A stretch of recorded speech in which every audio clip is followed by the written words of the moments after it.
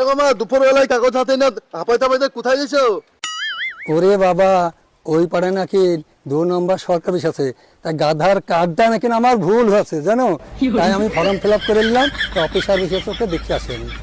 আরে মামা আমারও তো আধার কার্ডে হায়দারা লিখে কায়দারা লিখে গেছে, আমারও তো সংশোধন করতে তো কাগজটা নিয়ে গেলে হতো না? তাহলে তুমি কাজ করতে নিয়ে এসো গা।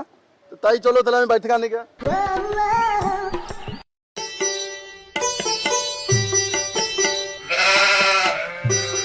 আরে বাবা, লাইনে তো যাই ভিড়, একটু আগে কি হবে না, মরে মানুষ বলে একটু দেখা যাক।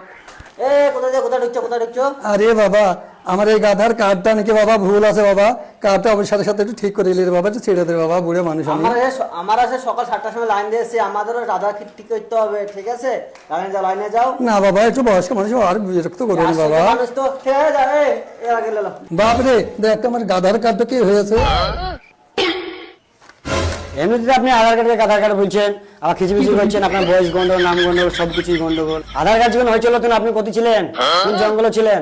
দেখো তুমি খুঁজে পাইনি আপনাকে, সরকার ডেকে ডেকে বেড়াচ্ছিল, আপনি কত ছিলেন দেখুন। চাচা, আপনার কার্ডটা জমা নিয়ে এলো, আধার কার্ডটা, তা এটা সংশোধন করে পোস্টের মাধ্যমে আপনার বাড়ি পৌঁছে দেওয়া। তাই হবে রে বাবা।